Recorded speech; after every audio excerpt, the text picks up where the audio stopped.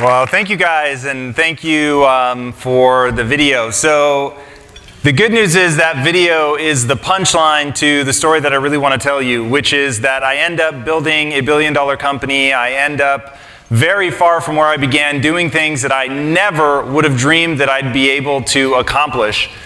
But the most important thing to understand about me, knowing where I end up, is that I am not a born entrepreneur.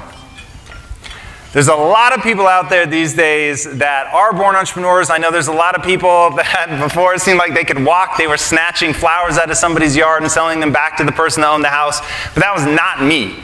So I had a paper route, and the paper route was, the payment for it was bifurcated into two parts. The first part you just got automatically for delivering the papers, and the second part was you had to knock on people's doors and collect the money. And I was so afraid to go knock on the doors that I never ended up collecting the second half of the money.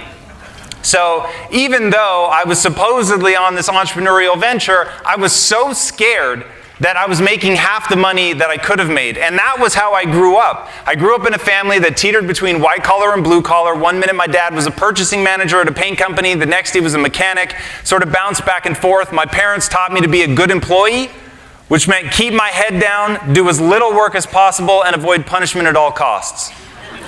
And that was really where I grew up, and I thought that that made a lot of sense. And I cheated my way through high school. I also thought that made sense. And then when I was about to go to college, I almost chickened out. I had taken the SATs twice. I got a 990 combined score. A monkey smearing feces on the test can actually get a better score than that. It was absolutely heartbreaking, but it felt so reflective of who I believed myself to be. I didn't think of myself as smart. I didn't think I was well educated. I certainly didn't think I was smarter than the next person. And I remember I told my mom that I didn't want to go, and she went nuts. And she was like, "There's absolutely no way, you've got to go." And she all but kicked me out of the nest. Now the great irony is, she then spends the next 20 years trying to claw me back. So I was like, "Mom, what gives? I don't understand. You were the reason. I was willing to stay home. I was more than happy to live that small life. You were the one that made me one of only 2 people in my entire graduating class to leave the state. So why?" And she said, "I never wanted you to say, 'what if?' I never wanted you to look back on your life and wonder what could have been if you had tried."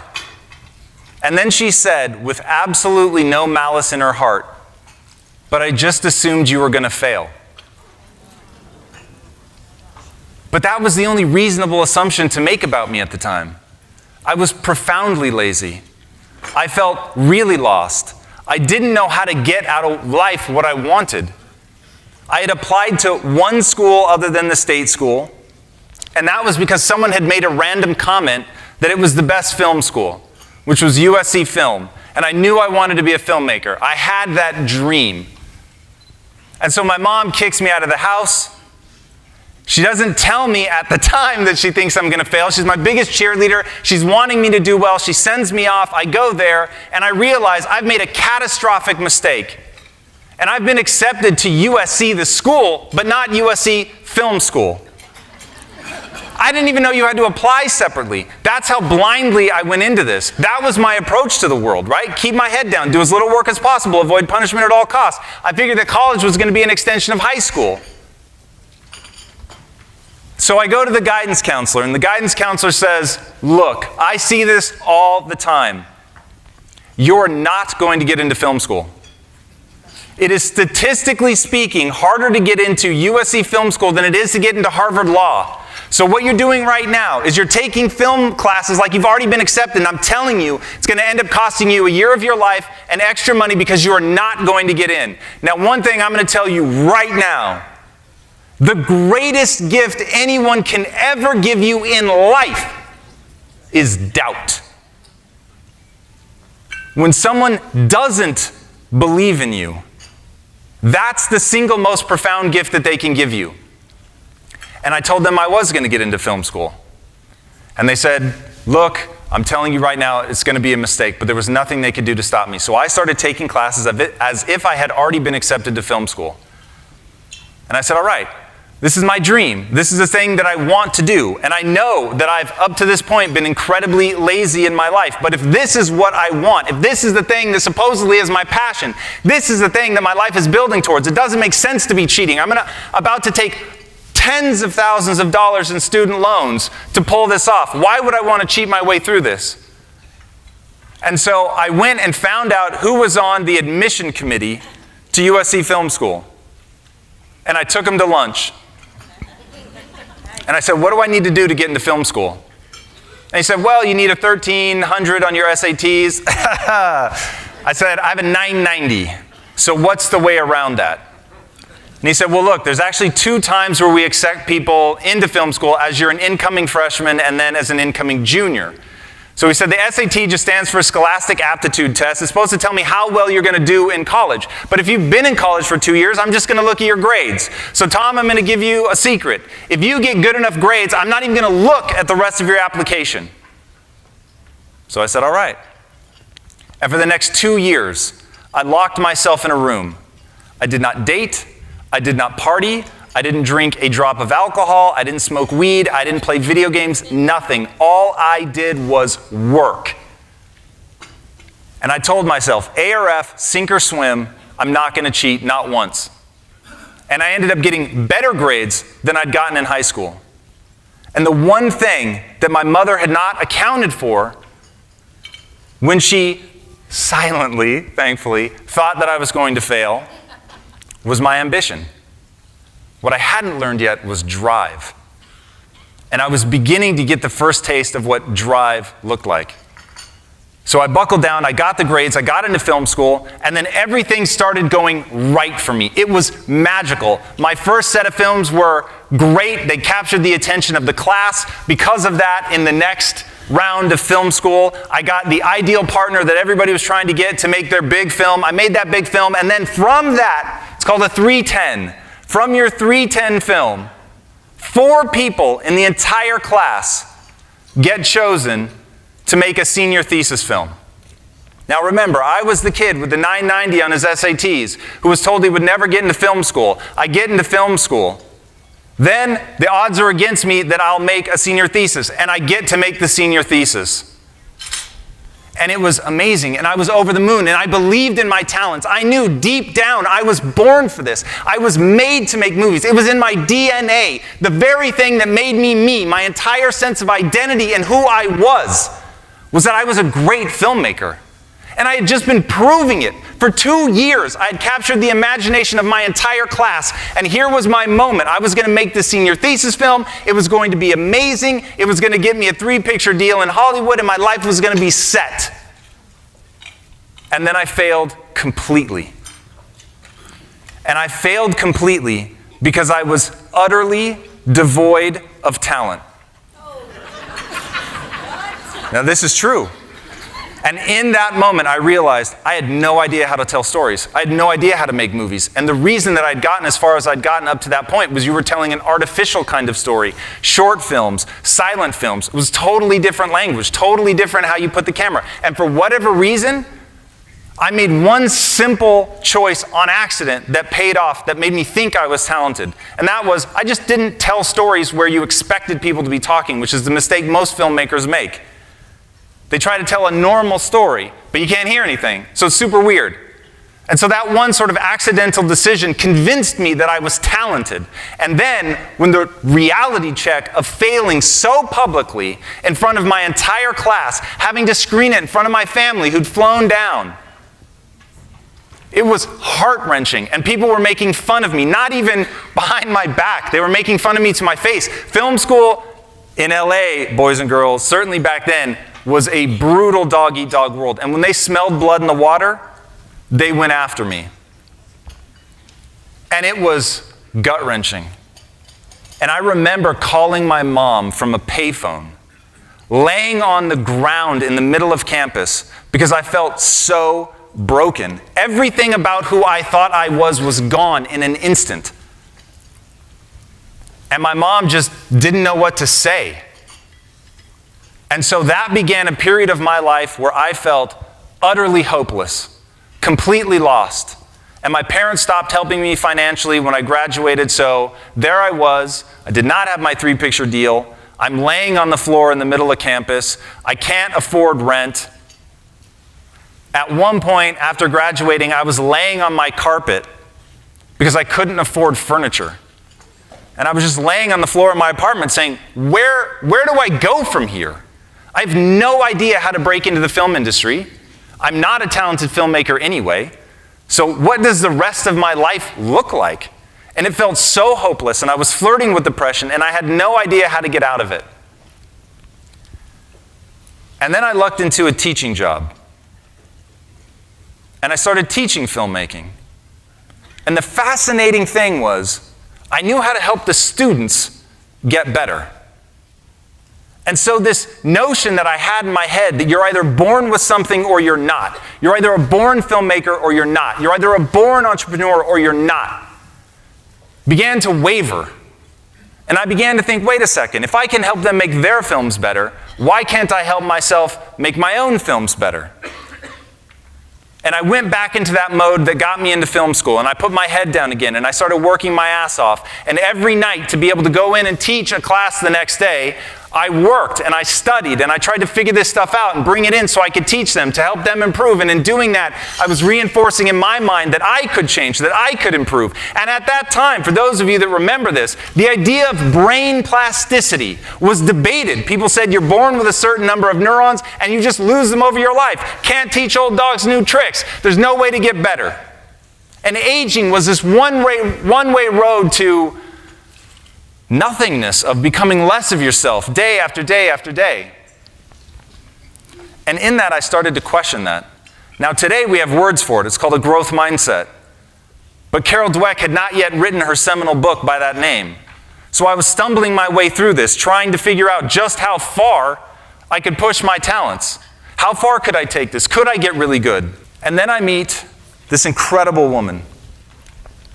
I fall for her in a way that I've never fallen for anybody in my life. She's from London, very successful father who took himself from living in a small village in Cyprus, which I'd never even heard of. I didn't have a passport at the time. Took himself from a small village in Cyprus, began living on his own at the age of 11, and worked his way up to running one of the largest shipping companies in the world. Took himself from abject poverty, the kind of poverty you can't imagine, where you can't afford meat, that your family eats meat once a year, from a goat, by the way, that you raise and slaughter. And took himself to being wealthy and very successful. Flash forward, I'm in love with this woman, and I go to this man, and I ask for his blessing to marry his daughter. And he says no. That was hard to hear. And he asks me one very simple question. Now, at this time, by the way, I don't have a job. I'm living at his ex-wife's house, my soon-to-be mother-in-law. His daughter is the breadwinner. She's going to work every day while I stay at home. And he asks me one question. My daughter has become used to a certain lifestyle. How do you plan to take care of her? And I said to him, sir, I know what you see right now is a broke kid with no job. But I'm telling you, I'm the most ambitious person you've ever met. But the truth was, while I had that dream, I knew what I wanted to become. I wasn't doing anything about it because I didn't understand the difference between ambition and drive. And at this period in my life, I would lay in bed for up to 3 or 4 hours every morning because it was warm under the sheets and it was cold out of them. And I didn't want to walk the 4 steps to grab my clothes, to put them on. I wasn't clever enough to think I'm going to take this sweatshirt and put it right next to the bed so I can warm up before I get out. That's 7 years before I'm a multimillionaire. And there I am, laying in bed, not having any idea how to solve the problem of being so cold I can't get myself out of bed. And I start to feel a deep shame about who I am. Because I have promised this woman that I'm going to make her wealthy one day. And there I am laying in bed, and the only thing that finally gets me out is I know she's going to come home every day for lunch, and at that point I need to get out of bed quickly, make her lunch so that she doesn't see that I've been laying in bed all morning. And that shame starts to intensify so much that I hit a breaking point, and I realize I can't marry her in good conscience, telling her father that I am going to take care of your daughter. I'm going to make her rich. I will take care of her in a way that is going to shock you one day. I can't say that and keep acting the way that I'm acting. And I start thinking about my time as a teacher, and I realize I can get better, but I've got to hold myself to a standard. I've got to work. I've got to figure out this thing called drive. I've got to get up and get going. I've got to become unstoppable. And I'm here to tell you right now, becoming unstoppable is a thing. It is very real and has everything to do with who you want to become and has nothing to do with who you are today. So I began to think about the person I wanted to become. I stopped worrying about who I was right now, and I began to paint a vision of how the person would act that I want to become. And I began to act in that fashion. Now, growing up, there were two things that I promised myself that would happen. Now, this is as a slightly chubby kid growing up in a morbidly obese family in Tacoma, Washington. Hey, Tacoma in the house. And I said, one day I'm going to be rich, and one day I'm going to have six-pack abs. That was the promise. But I didn't know how I was going to achieve either of those things. My wife and I end up moving back from London to LA. I start teaching again. It's going well. It's reinforcing that belief that I can change. I can become what I want to become.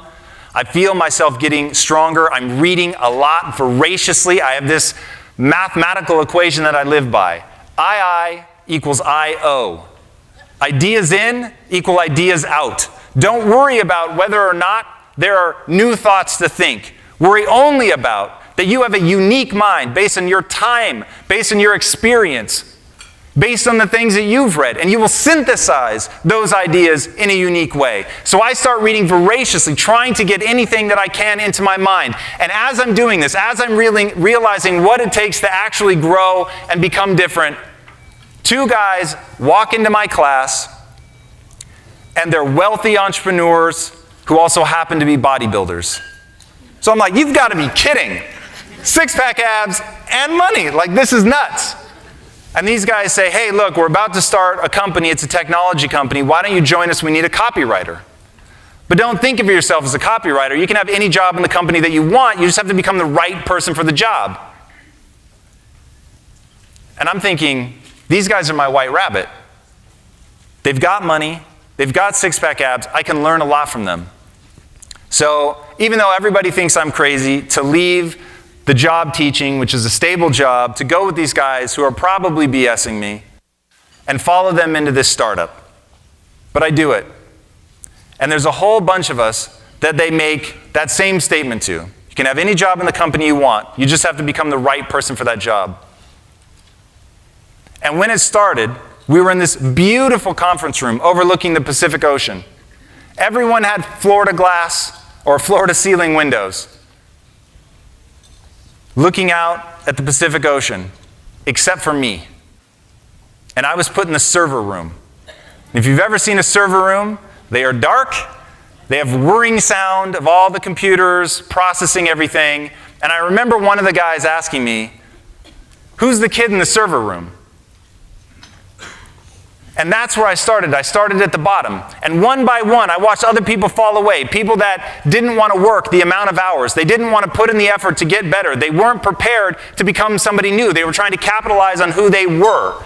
But by that point, I really believed I could become somebody else. And I remember saying to my wife, we're going to move, and we're going to get an apartment that's no more than 7 minutes from either of the two guys that hired me. They were the two partners in the company. And I said, the reason I want to do that is if they call me at 2 a.m. in the morning, I want to be able to get there in less than 10 minutes. And I want them to know no one is more serious about taking advantage of this opportunity than me. No one in this company is willing to work as hard as me. Not only will I be the only one that shows up, but I'll show up in less than 10 minutes.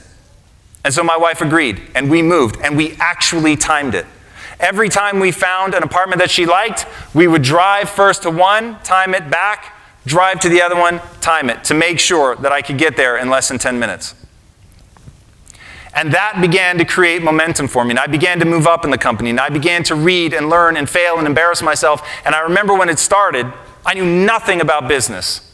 And I remember whenever we would do a conference call, there would be one part of the call where I would get to contribute. This is true. And that part where I got to contribute was saying goodbye. And I used to get so excited. Like, here it's coming. We're wrapping up. This is amazing. Goodbye. And that was my contribution. And that's where I started as an entrepreneur. I did not start as the guy with the lemonade stand. I did not start as somebody buying baseball cards and selling them back. I started out literally as a moron who knew absolutely nothing, but I had the drive to learn. Now, if you guys have been keeping up with brain science, I am here to tell you right now, you can become anyone you want. Now, the process of taking myself from scrounging in my couch cushions to find enough change to put gas in my car, to building a billion-dollar business, was all about building a set of beliefs. Now, I believe that the Matrix has us all. I don't actually think we live in a simulation, but I think the movie The Matrix is the perfect metaphor for the human experience. We have all pulled a web of lies over our own eyes. And the web of lies is what you tell yourself about what's possible for you and for the world. And once you get that web of lies over your eyes, you simply see it as reality. And you don't understand that each one of those fundamental beliefs is alterable, that you could choose to believe something else. In fact, you don't even realize that they are beliefs. Einstein has a quote. It's one of the most important quotes in my life. The most important question any man must decide for himself is whether or not he lives in a friendly or hostile universe. Now, what I love about that quote, so what's hiding in it, is that it's a decision. You get to choose whether you're living in a friendly or a hostile universe. There's no objective reality. It just is what it is. You're going to get what you see. You're going to get what you focus on. And you see what you focus on.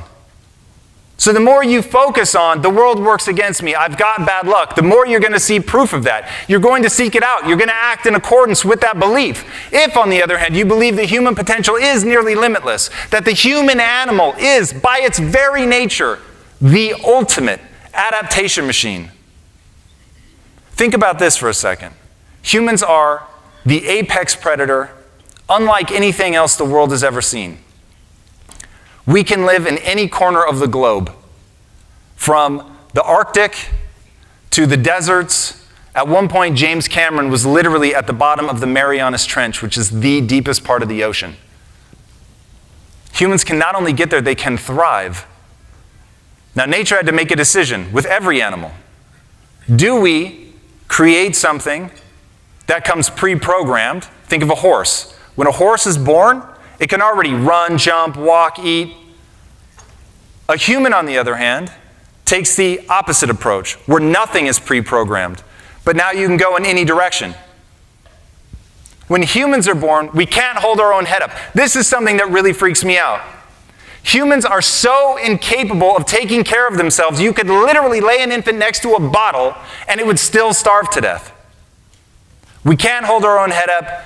We poo in our diapers. We are literally in need of constant care for years of our lives. Now, this comes with a benefit, which is that we can adapt in any direction that we want. And the most beautiful part of this is it never stops. Even as you get older, you can decide that you want to go in a different direction. You can change the course of where you're headed. And so, in this role that I found myself as budding entrepreneur, I set out to learn everything that I could, to understand what is my goal, and then to work my way backwards. One of the most profound things that ever happened to me, and if you guys haven't read the book Anti-Fragile by Nassim Taleb, do. In that book, he lays out the difference between something that is resilient and something that is truly anti-fragile. I'm going to say somebody that's unstoppable is truly anti-fragile. And what anti-fragile is, The more you attack it, the stronger it gets. So something that is resilient or tough, it is still defined by its breaking point. The more you go after it, eventually it will break. Something that's anti-fragile grows with that. And I believe each and every one of us can build a mindset that is truly anti-fragile. But there is only one thing that I have found that is actually anti-fragile, and it looks like this. I was there with my partners. They routinely made me feel stupid all the time. They were older than me. They were more than 10 years ahead of me on their entrepreneurial journey. And so I was just wrong all the time. Now, up to that point in my life, I actually called myself the king of remedial jobs. Up until then, I'd only gone for jobs where I knew I'd be smarter than the person interviewing me. I knew that at some point during the interview, they were going to ask that magical question which made me feel so good about myself, which was, why are you here? Why are you interviewing for this job? And I lived for that because it made me feel smart. So here I am, now not in that world anymore. I'm with guys who are way ahead of me. They're way smarter than me. And I feel dumb all the time. And one day I find myself arguing for this path in our business because it was my idea. And I knew it was wrong. That was the hilarious thing. I knew it was wrong, and yet I was arguing for it, like really passionately. And then all of a sudden, it actually worked. And they agreed to do it.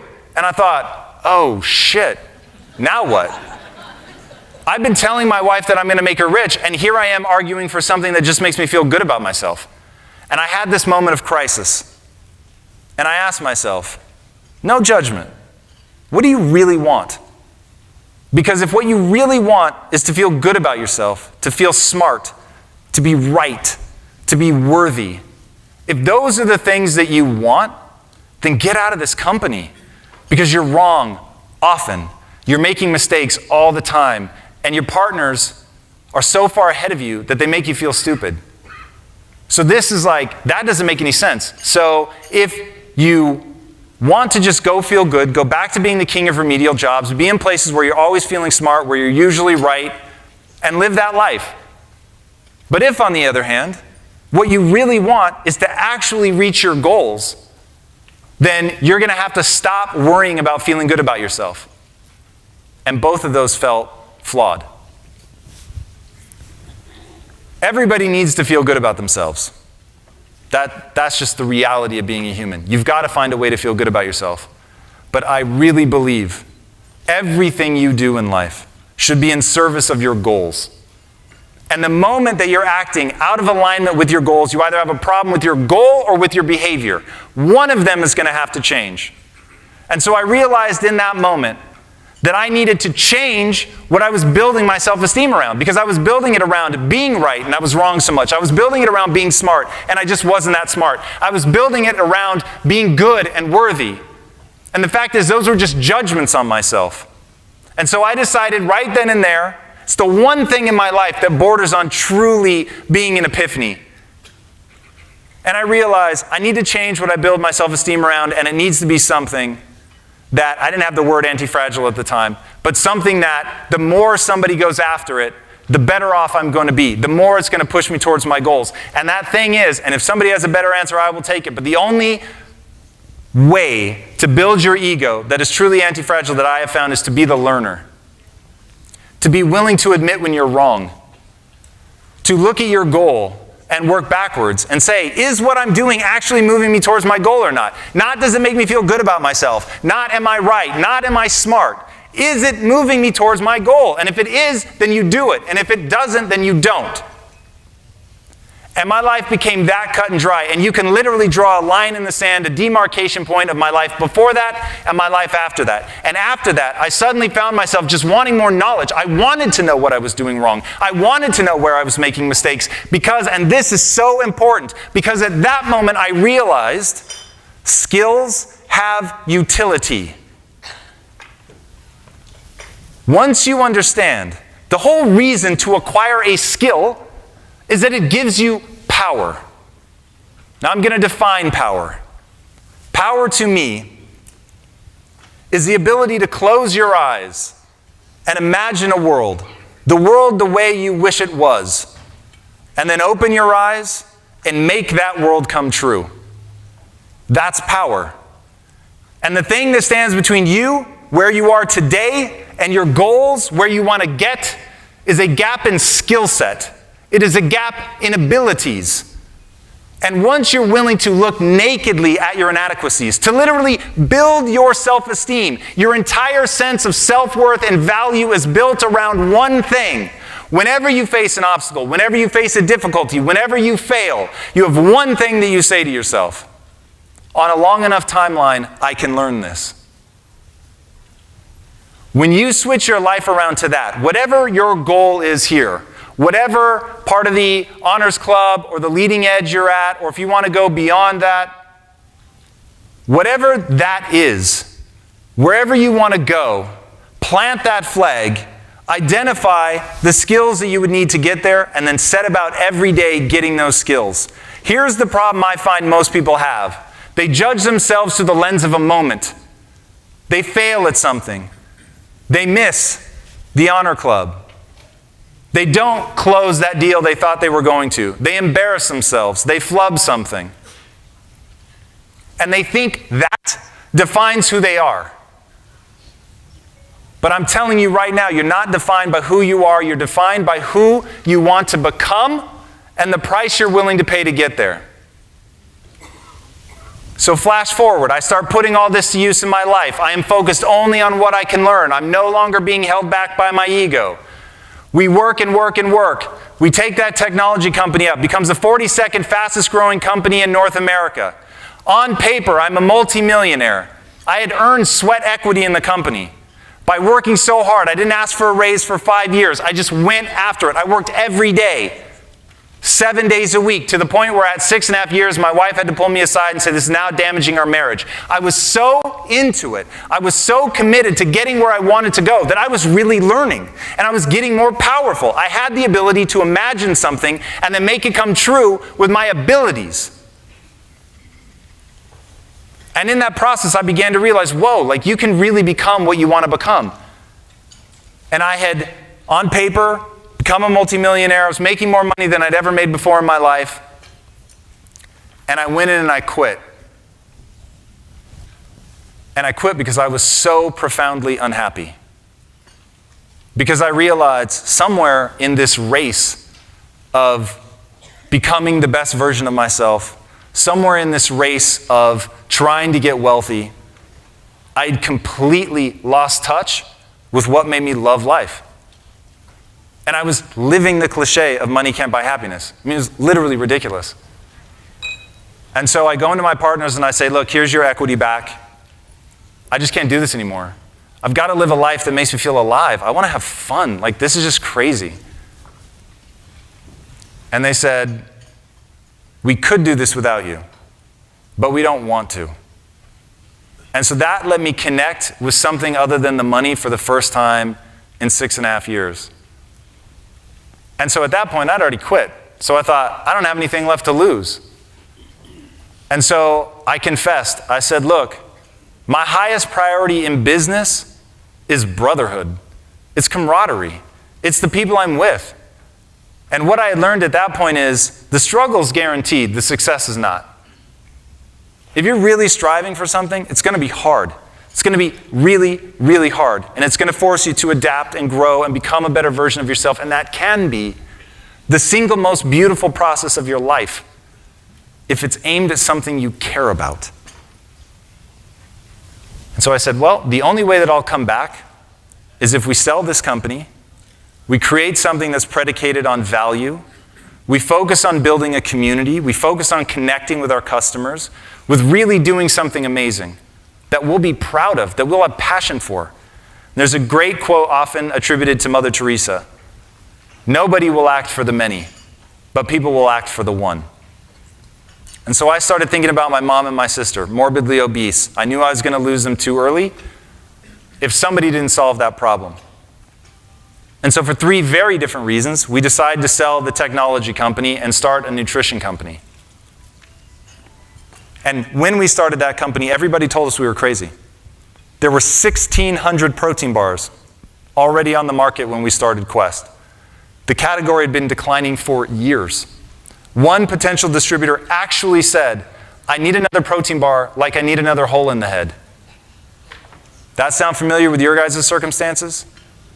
It's not a great time in your business. Not a lot of inventory. In that same setup, by focusing on what we loved doing, what made us feel good, on what would be beneficial to the customer, providing exceptional customer support, evangelizing our customer at every turn, doing only that which was going to actually help my mom and my sister, which was not always the most profitable, by the way. In fact, it usually wasn't.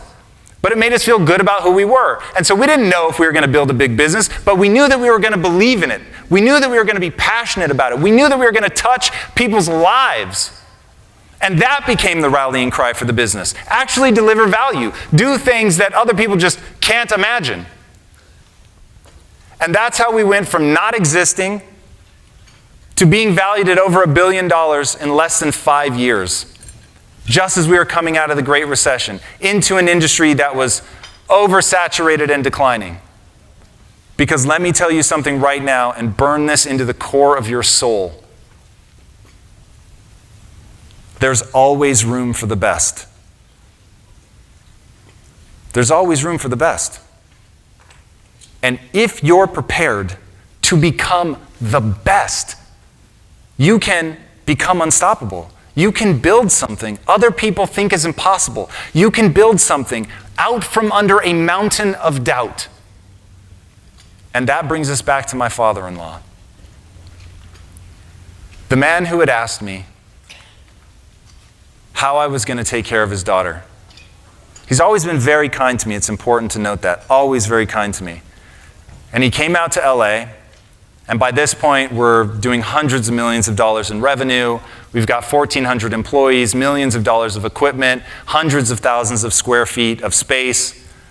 And I'm walking him around the production floor. Bars are coming off the line at the rate of 1.5 million a day. And I said, Andreas, do you remember when you asked me how I would take care of your daughter? And he said, yes. I said, how am I doing? And he just started to cry. That to me is everyone's story. Everyone can choose that journey. Now, I don't make a moral distinction. I don't think that it's the right way to live your life. It just happened to be the way that was true for me.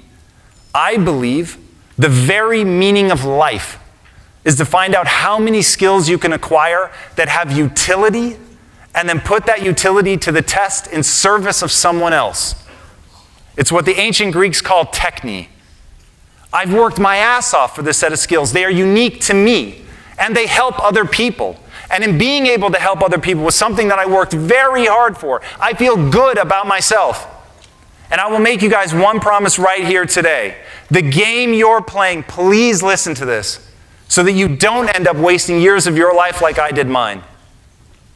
The game that you're playing is not success. The game that you're playing is not money. The game that you're playing is brain chemistry. It's about fulfillment. The only thing ultimately that's ever going to matter in your life is how you feel about yourself when you're by yourself. The things you say to yourself quietly in your mind when no one else is around, that's what matters. And becoming somebody that you're proud of, in whatever way you define that, is completely open to you. Humans are the ultimate adaptation machine. We can grow in any direction. It is what we are designed to do. What scientists used to call junk DNA. And they were so confused because humans only have 20,000 genes. Some onions have 40,000 genes. And they thought this can't be. Onions just aren't more biologically complicated than humans. So what's going on? And then they realized all that junk DNA that they were dismissing, that's epigenetic information. Meaning, this one animal, this human animal, is designed to respond. We don't come pre-programmed. We come ready to adapt. We come ready to change. We come ready to grow. And once you know that that is the nature of being a human, that that is the beautiful gift of this life, is to see how much you can grow in whatever direction you want, towards whatever end you want. But the gift that you have been given is the ability to change. So if you don't like who you are today, that's okay. It doesn't matter who you are today. It only matters who you want to become and the price you're willing to pay to get there. Thank you.